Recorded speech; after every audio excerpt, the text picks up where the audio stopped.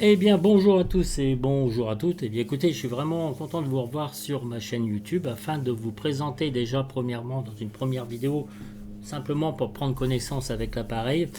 Je suis en compagnie du Mitsubishi 2B60 Marquise avec la dernière version donc du développeur Toga et qui est disponible sur le site de xaviation.com. Très bien.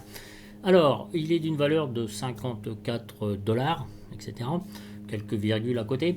Donc, si vous possédiez déjà le Mitsubishi qui date de 2016, et oui, ça fait déjà 6 ans, vous aurez par un code que vous enverra Camrod, comment dire, un coupon en fait de réduction de 20 dollars. Voilà. Donc, si vous ne l'avez pas, bien évidemment, vous payez plein pot. Voilà. Donc cette mise à jour est applicable directement sur le site de X Aviation et voilà, donc vous avez l'appareil dans de telles conditions. Voilà. Donc c'est un avion à aile haute propulsé par deux turbopropulseurs. Donc ce sont des Garrett Turbine Engine CO TPE 331-10. Voilà, et ça pète quand je vous annonce quelque chose comme ça. Donc qui est certifié à 900 chevaux si vous voulez et voilà donc c'est donc deux turbopropulseurs qui sont installés sur cet avion. Voilà, donc vous avez une documentation assez précise sur les différentes donc fonctionnalités de cet avion et vous pouvez aussi traduire le document en français qui est disponible donc sur leur site de X Aviation. Donc c'est très sympa. Pour moi, il me manque encore quelques petites indications, mais au niveau des comment dire, des vitesses, du poids, etc. Des différentes masses qu'on n'a pas. Donc voilà, mais c'est aussi disponible sur une checklist. Alors checklist que vous pouvez avoir ici donc sur la tablette habitable qui normalement est planquée ici. Donc mais moi je l'ai installé comme ça, voyez-vous. Donc vous l'installez. Vous allez dans la documentation de l'avion, vous avez en version PDF, vous mettez donc ces deux documents PDF dans la tablette habitable, dans Ressources Plugin Habitable Charts, et vous obtenez ici donc la checklist de l'avion, en fait, voyez-vous. Voilà, donc il y a plusieurs façons de démarrer l'avion, il y en a deux façons, moi j'en prends une, bon on verra ça, tout ça quand on fera le démarrage au sol. Bon, voilà. Alors, c'est un avion qui est un petit peu particulier, je dois vous l'avouer sincèrement, et qui demande quand même de l'entraînement pour le maîtriser, ne fût-ce qu'au niveau du throttle qui est excessivement sensible. Donc il faut faire vraiment très attention avec cet avion. Au niveau des freins aussi, j'ai pas tout compris, mais je commence à capter. Voilà, donc il est assez quand même particulier. Moi, ça m'intéresse de vous présenter ça, de vous faire un vol complet avec cet avion parce qu'il demande quand même un petit peu de dextérité. Je ne l'ai pas encore testé à l'atterrissage, c'est ce que je vais faire puisque là je suis en partance de Rome pour aller donc vers Venise avec ce fameux Mitsubishi version 2 en fait. Voilà. Donc une refonte complète avec cet avion. Donc voilà, on va observer un petit peu les différents éléments et puis au niveau graphisme, comment il est fait, parce que je pense que c'est une belle réussite. Et au niveau modèle de vol, il est vraiment très sympa, aussi bien à l'intérieur qu'à l'extérieur. Voilà. En règle générale, pour l'instant, j'ai pas un avis très précis sur cet avion puisque j'ai pas encore intérêt avec, mais le peu que je vois, c'est qu'il est quand même recommandable si vous voulez vous lancer un petit peu des petits défis ou quelque chose comme ça parce que il n'est pas si simple que ça. Voilà. Bref, c'est moi qui dis ça au départ, mais une fois que vous le maîtrisez bien, eh bien voilà. Je l'ai essayé que depuis hier. Hier, j'ai jamais réussi à décoller avec. J'avais toujours mes moteurs qui se coupaient. Je me suis demandé pourquoi. Je dis c'est quoi ce chantier, parce que j'avais pas fait les bonnes actions, bien évidemment. Mais quand même au niveau accélération, au niveau throttle, il est assez sensible. Je pense qu'il faille régler peut-être des choses dans XPeng. Voilà, pour l'instant, je reste sans réponse. Voilà. Mais bon, vous voyez, si j'en suis arrivé au vol de croisière, c'est que quelque part, il est quand même fonctionnel. Voilà. Alors, j'ai été aussi étonné par le GPS, parce que là, je vais essayer après en voir ce qu'il donne. comment dire, je me suis dit, vous voyez ici vous avez le panneau du pilote automatique qui est juste ici. Ici vous avez pour actionner le dit pilote automatique, donc AP et Yo qui se met en même temps. Donc je me suis dit, moi comme un Kekos, allez, altitude sélectionnée, HDG pour partir voilà, sur la piste et tout, et je vais enclencher mon pilote automatique avec GPSS ici et ici, et je vais appuyer sur nav et tout va fonctionner correctement. Donc si vous faites ça, l'avion va tourner en rond en fait. Alors pour X raisons, je ne sais pas pourquoi mes amis. Donc j'ai laissé HDG sur on, voilà, le pilote automatique activé, et j'ai cliqué sur ce petit bouton ici, c'est marqué GPSS Roll Steering, donc GPSS, et là, si vous recliquez dessus, vous avez le mode HDG, voilà. Tout simplement, et ça fonctionne. Alors, ne me posez pas trop de questions, c'est comme ça, je viens de le trouver, hein. Ça ne fait pas si longtemps que ça. Voilà, donc, et c'est aussi, c'est pareil pour le mode, excusez-moi, pour le mode de descente, vertical speed ne fonctionne pas, je ne sais pas pourquoi, donc avec ici, et comment dire, la descente ne fonctionne qu'avec le mode IAS. Bon, ça, on verra ça peut-être tout à l'heure. Donc, équipé du GNS 530, vous avez ici donc tout l'overhead en fait, voilà, donc les windshields avec les naves, voilà, le beacon, nav, taxi, strobe, etc. Ici les landing lights et puis ici vos différentes lumières, mes amis. Donc classiquement, bah, vous avez les instrumentations que vous retrouvez dans les autres avions avec le paramètre moteur 1 et moteur 2, pardon, le GNS 530, le transpondeur, le throttle, condition lever, les flaps qui sont ici, et ici vous avez une petite séquence de démarrage donc du moteur qui est assez importante. Voilà, donc ça on pourra en parler. Le SRL, donc c'est toute la gestion de l'ordinateur pour le démarrage des moteurs, de l'injection de carburant, enfin de fuel, etc. Ici vous avez vos différents trim, rudder, le pitch, voilà, le yaw qui sont juste ici. Les palonniers, alors c'est pareil, qui sont ici. Les freins, c'est pareil aussi, il faut que je commence à comprendre comment ça fonctionne. Votre petit système électrique qui se trouve ici, donc ici vous avez le Master Caution, donc avec la batterie que vous activez ici, donc c'est pas l'inignition, n'est-ce pas? Les batteries ici, donc c'est alimenté en courant continu et en courant discontinu. Là ici c'est pareil, vous avez l'onduleur qui est juste là, important. Si vous ne l'activez pas, et bien votre réservoir principal n'indiquera pas la quantité de fuel. Voilà, donc il y a plein de petites choses à savoir. Lisez attentivement la documentation, elle est super intéressante. Excusez-moi, bah dites donc.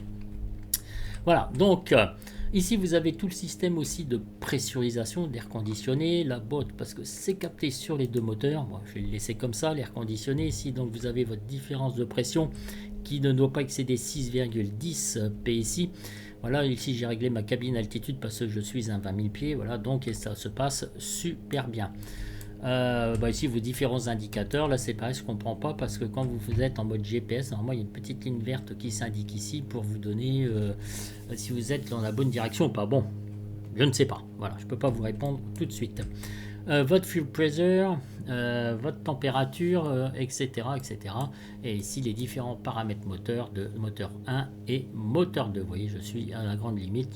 Pour aller à peu près à 202 normalement, je devrais me mettre ici en mode cruise et baisser un petit peu mes gaz. Bon, voilà.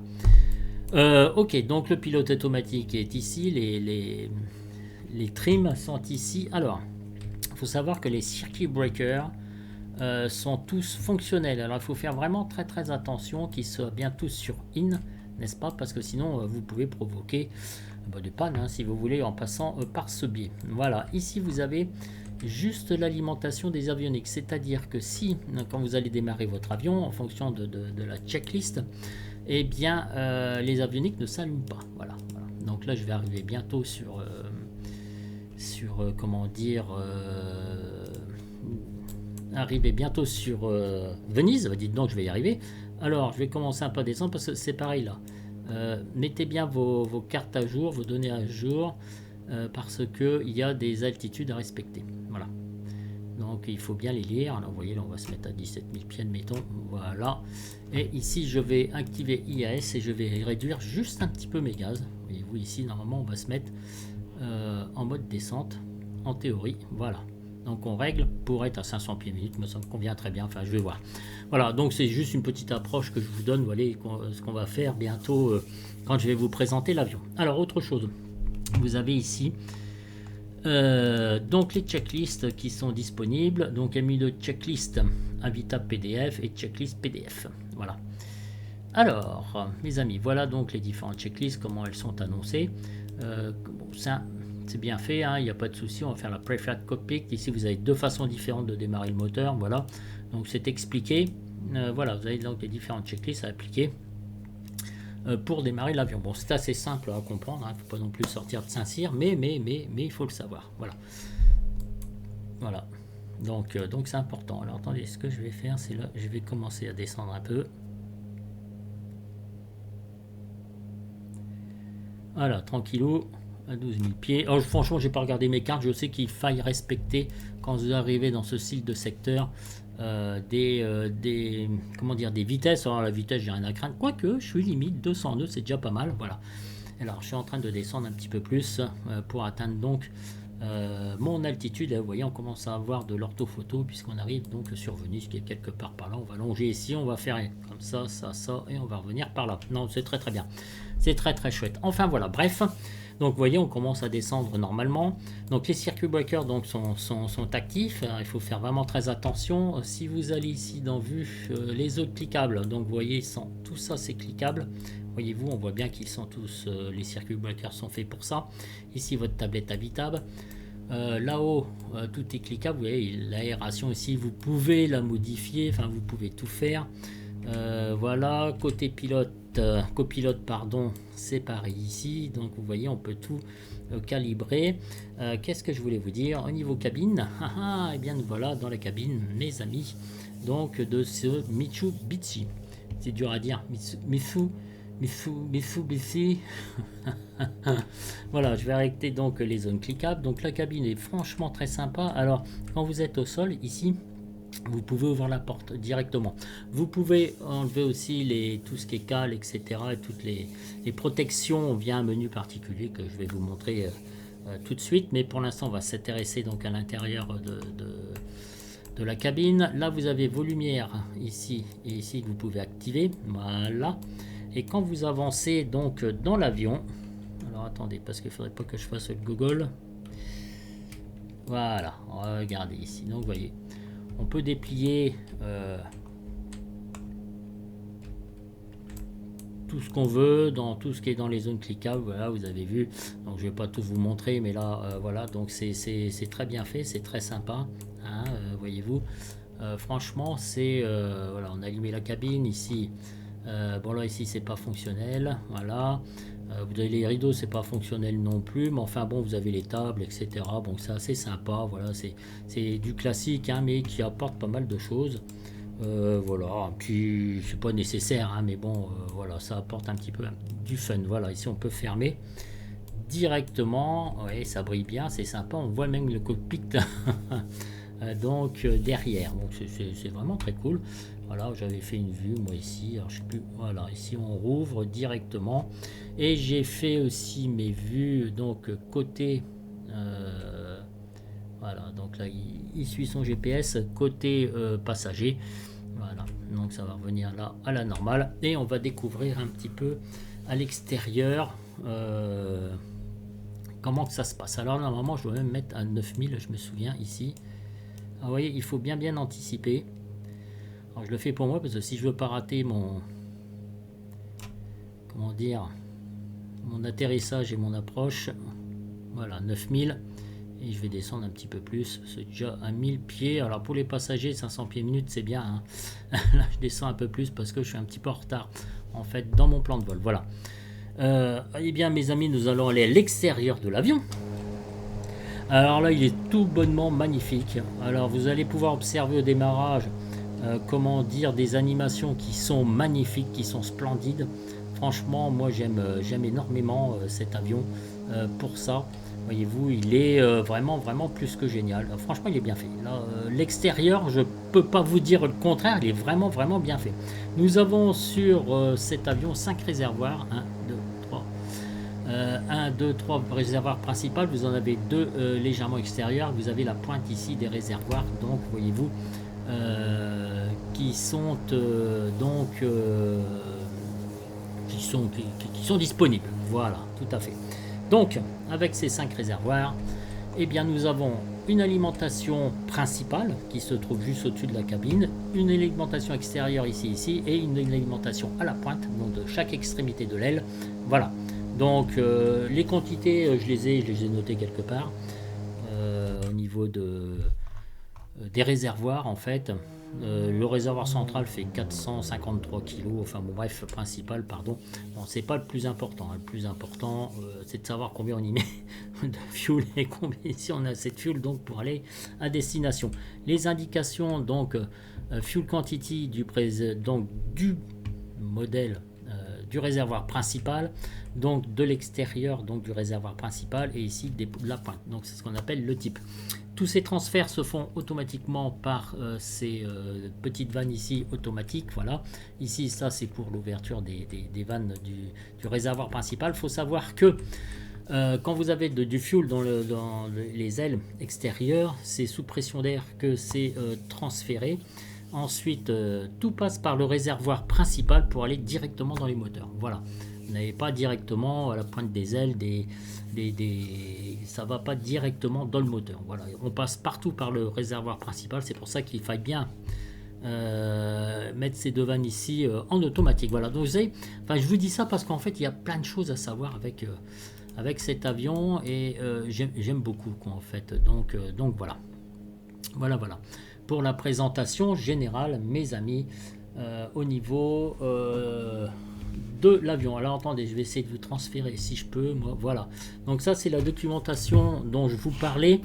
Voilà de l'avion. Vous voyez là, ils expliquent donc les réservoirs qu'il y a ici. Ici vous avez donc les spoilers. Ici vous avez les volets. Donc c'est pareil, les volets ils mettent une certaine vitesse à se mettre en marche. Donc il faut faire assez attention. Par exemple les volets. Au niveau rétractation, si vous passez, ils vont de 5 à 40. Si vous passez de 40 à 20, ils vont mettre 4 secondes. De 20 à 5, ils vont mettre 10 secondes. Et de 5 à up, ils vont mettre 21 secondes. Voilà, donc c'est assez précis. Voilà, donc on vous explique tout ça. Voyez-vous, ce que je voulais vous montrer, c'est que, en fait, on peut traduire tout en français. Vous voyez, vous avez moteur et hélice. Donc ici, on vous explique comment ça marche. Le TPE 331, arbre fixe, s'adresse à un marché nanani. Je vous conseille de le lire parce que s'il y a plein de petits secrets à l'intérieur de ce style de document. Vous voyez, engrenage, on vous explique donc le train avant, l'atterrissage, etc. Par contre, vous voyez, juste aimé des références de vitesse en fonction du poids. Il n'y a pas de masse et centrage. Il faut passer par le menu de X-Plane 11 ou alors. Là, je vous fais grâce de tout ça, je vous laisserai lire, bien évidemment.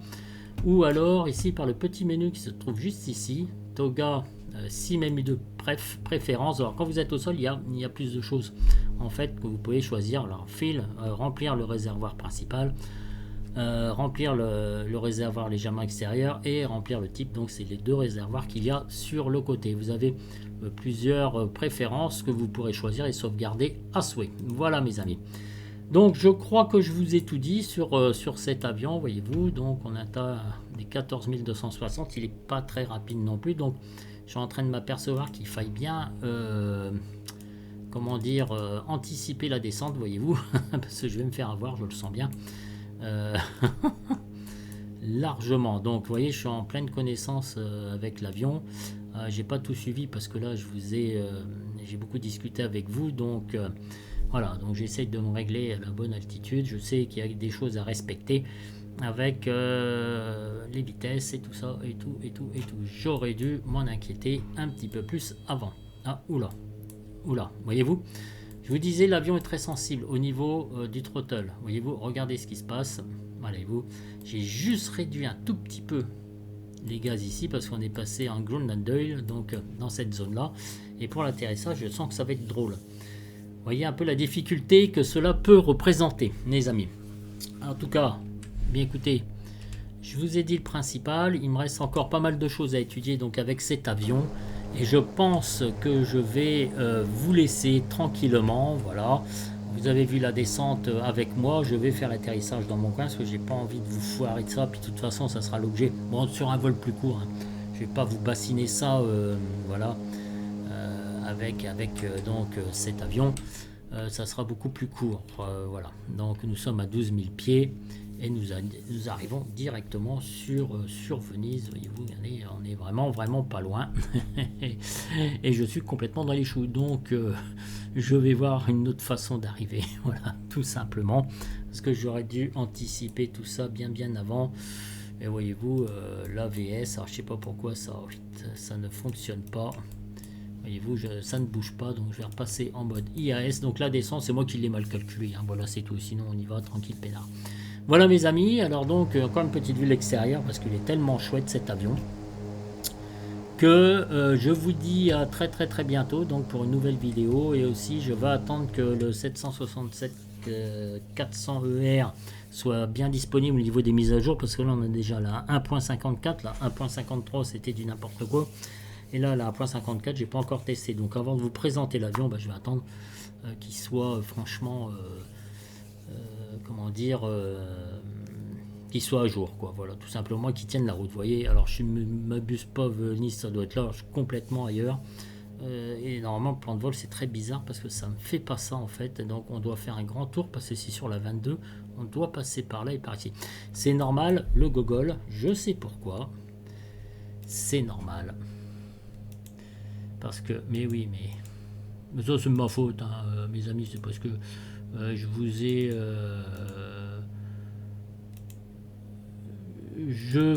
ai, comment dire, load, voilà.